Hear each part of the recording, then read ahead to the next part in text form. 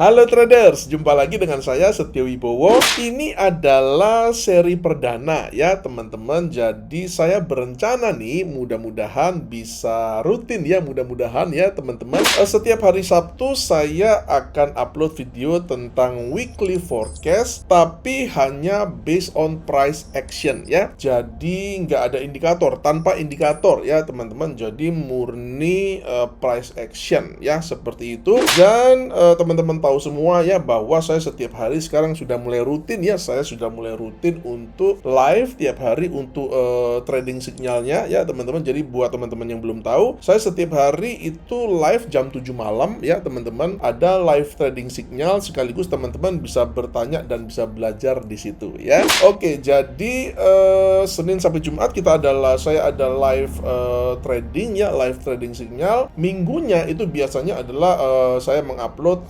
materi reguler ya, dan Sabtunya kan sementara ini kosong ya. Jadi saya ingin mengisi slot ya hari Sabtu itu dengan weekly forecast, tapi khusus untuk price action saja. Jadi sekali lagi, naked chart tidak menggunakan indikator sama sekali.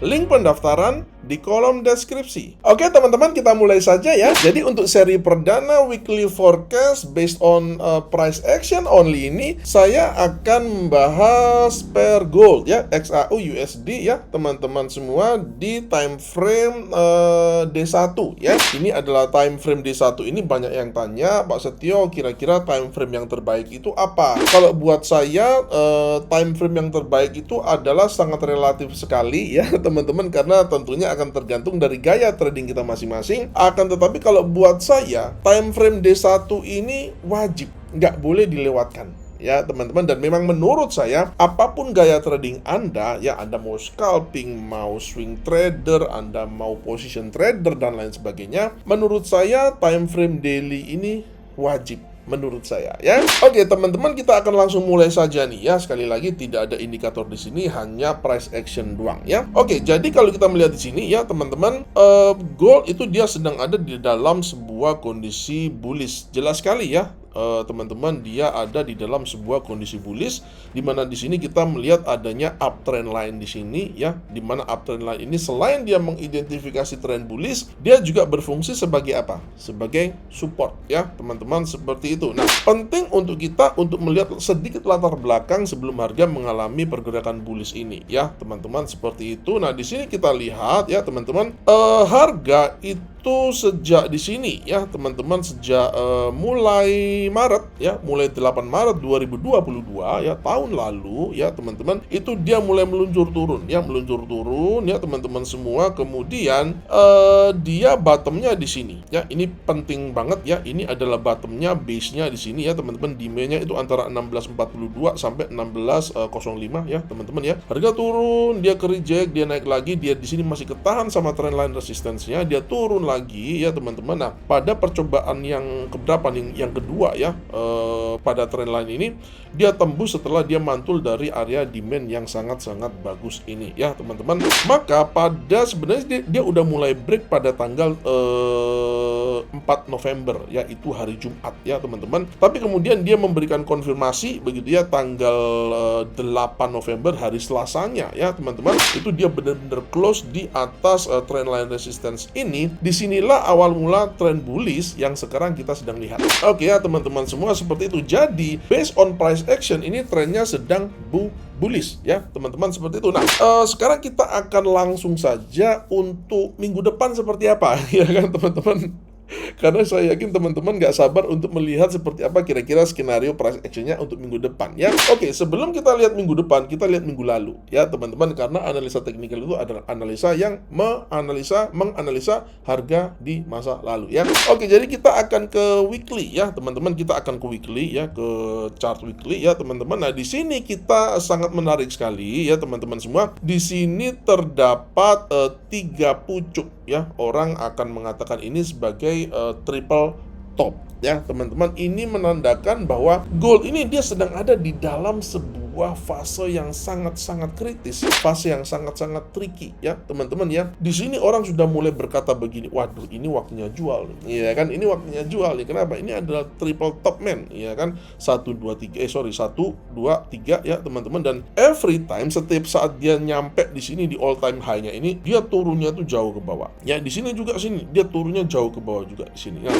ini adalah kali yang ketiga ya teman-teman. Jadi adalah sangat amat logis kalau kemudian kita berpikir atau semua orang berpikir ya based on apa yang kita lihat ini, bahwa gold ini sepertinya dia akan turun. Itu yang harus kita punyai untuk kita boleh mendapatkan gambaran seperti apa kira-kira minggu depan based on at least minggu pergerakan price action minggu lalu ya. Oleh karena itu kita akan isolasi ya teman-teman, kita akan isolasi price action di minggu lalu ini di weekly ya teman-teman ya, ini di chart weekly. Nah, di sini kita melihat ya teman-teman semua, harga itu di sini dia mengalami rejection ya. Tadi ingat itu ada triple top ya teman-teman semua, dia mengalami rejection. Ini adalah bearish pin bar ya teman-teman, dan kemudian ada 2 kali rejection di sini, ada 2 kali ekor di sini weekly ya teman-teman. Nah, kemudian ini adalah minggu kemarin.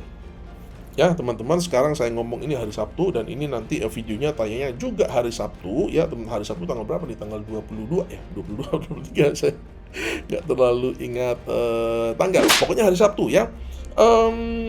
Ini adalah pergerakan minggu lalu ya teman-teman semua. Kalau kita lihat warnanya itu warna candle merah, akan tetapi ya teman-teman, di sini kita melihat ada rejection. Jadi hati-hati ya. Jadi artinya apa? Artinya pergerakan bearishnya itu masih ketahan. Ya, pergerakan bearishnya itu masih ketahan ya teman-teman. Dia ketahan di mana? Dia ketahan di 1951. Nanti kita akan lihat secara lebih detail di daily ya teman-teman, seperti itu. Jadi ini weekly-nya ini kita sudah dapat gambaran ya teman-teman. Jadi ada potensi bearish, akan tetapi dia masih ketahan di 1951 ya, di level ini ya teman-teman ya. Kita melihatnya ini ada 1 2 3 4 5. Ada 5 kali di mana level 19 area ya, area 1951 ini menjadi level yang penting. Kita balik lagi ke time frame D1 ya, atau daily ya teman-teman. Dan saya perlu memperingatkan ya teman-teman, bahwa apa yang akan terjadi minggu depan dan sampai 2 minggu ke depan ya teman-teman, pada gold ini secara price action, of course sekali lagi itu akan sangat penting sekali, akan sangat signifikan sekali ya teman-teman semua. Kenapa? Karena kalau pergerakan gold yang secara major, yang lebih major ya teman-teman, itu dia akan tergantung seperti apa harga bereaksi di area trendline support ini yang berwarna biru ini ya teman-teman. Kalau sampai harga itu dia break di bawah trendline supportnya ini, maka skenario major yang tadi triple top yang kita lihat di weekly itu ya teman-teman, itu dia bisa terjadi kembali dan targetnya itu bisa panjang kembali ya teman-teman. Untuk targetnya kita nggak usah lihat dulu, untuk yang target panjangnya kita fokus ke minggu depan ya teman-teman. Tapi yang ingin mau saya katakan sekali lagi, bahwa pergerakan minggu depan mungkin sampai 2 minggu ke depannya lagi ya teman-teman, itu akan sangat signifikan ya. Kalau misalkan minggu depan sudah terjadi pergerakan yang signifikan, misalkan dia break di bawah trendline supportnya ini, ya udah berarti minggu depan kita sudah bisa mengambil kesimpulan bahwa apakah gold ini dia punya chance yang bagus atau tidak untuk meneruskan bearish ke bawah ya teman-teman. Seperti itu. Sebaliknya, kalau jika ternyata di trendline support ini terjadi rejection, maka ada chance yang besar juga harga akan mantul kembali ke atas ya. Jadi itu adalah sedikit latar belakang ya teman-teman untuk gold ini. Nah, khusus untuk minggu depan yang akan saya bahas ini ya teman-teman, dari sudut pandang price action, saya melihat di sini ada sesuatu yang kita wajib untuk perhatikan, yaitu pergerakan harga Kamis dan Jumat kemarin di chart daily ya. Ini ya teman-teman, ini kita melihat di sini terbentuk apa? Ini terbentuk inside bar ya. Ini terbentuk inside bar, which is ini adalah sebuah tanda harga itu sedang konsolidasi dia sedang membuat area base begitu ya. Apakah area base ini adalah area supply atau area demand, tentu kita tidak tahu ya teman-teman. Dan kalau kita melihat di sini juga ada kan areanya seperti itu ya. Oke, jadi untuk minggu depan ya teman-teman semua, fokus saya secara price action itu pertama dia adalah pada formasi inside bar-nya ini ya teman-teman, di mana mother bar-nya itu adalah candle Kamis ya, candle Kamis yang berwarna merah ini ya teman-teman. Itu adalah mother bar-nya dengan high itu di 1986 ya, dengan low-nya itu di 1951. Jadi untuk minggu depan kita akan melihat nih, apakah harga akan break di atas 1986 ataukah dia akan break di bawah 1951.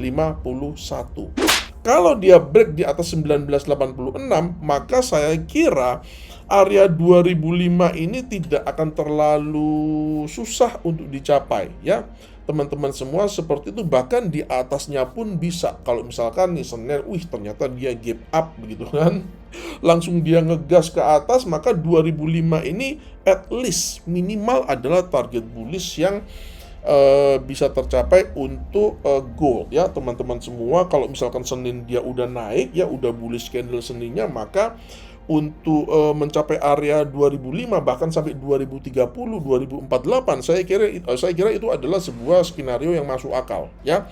Kalau dia break di atas mother bar-nya, which is ada di 1986 ya. Ini penting ya teman-teman untuk minggu depan.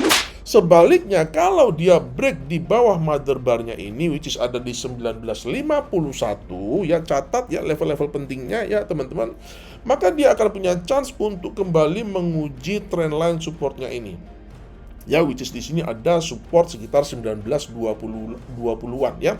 Ini ya teman-teman, 1920-an ini dia ada bersinggungan atau confluence dengan trendline supportnya ini ya teman-teman. Jadi kalau misalkan harga break di bawah 1951, maka kita juga wajib melihat reaksi apa yang terjadi ketika harga mendekati area trendline support ini. Karena bagaimanapun trend majornya masih bullish ya teman-teman semua, trend majornya itu masih bullish, dan kalau terjadi rejection di sini, maka kita bisa mencoba untuk mengambil atau mencari settingan buy ya. Apapun metode yang Anda gunakan ya, Anda mau pakai metode apapun terserah ya teman-teman semua. Apapun sistem trading Anda, maka menurut saya kalau sampai terjadi rejection nih di area support ini, maka kita bisa mempertimbangkan untuk open posisi buy ya teman-teman semua, seperti itu. Akan tetapi di jangka pendek ya teman-teman, ini kita lihat ini masih dalam bearish, masih dalam konteks koreksi bearish ya teman-teman, masih dalam konteks koreksi bearish. Akan tetapi konteks koreksi bearish ini masih ketahan di formasi inside bar ini, dan baru akan dilanjutkan kalau dia break di bawah 1951 ini, menguji trendline supportnya ini ya teman-teman, which is dia juga bersinggungan dengan area 1920 sampai ya mungkin 1930-an something ya teman-teman semua, seperti itu. Oke, saya rasa demikian ya. Saya rasa demikian untuk weekly forecast berdasarkan price action di seri yang perdana ini ya teman-teman. Gambarannya seperti apa, level-level yang kita perlu perhatikan juga seperti apa ya. Mudah-mudahan serial perdana kali ini membantu trading plan teman-teman semua ya. Mudah-mudahan bisa memberikan kontribusi ya. Mudah-mudahan juga ada yang bisa dipelajari ya dari video kali ini ya teman-teman. Seperti itu, terima kasih sudah menyaksikan ya teman-teman, dan jangan lupa Senin sampai Jumat saya ada live trading signal jam 7 malam, dan juga besok ya teman-teman ada video reguler yang juga akan tampil dan juga akan tayang di YouTube, yang mudah-mudahan juga bisa memberikan nilai edukasi bagi kita semua ya. Oke, terima kasih teman-teman sudah menyaksikan, dan sampai berjumpa di video edukasi saya yang selanjutnya, dan salam cuan.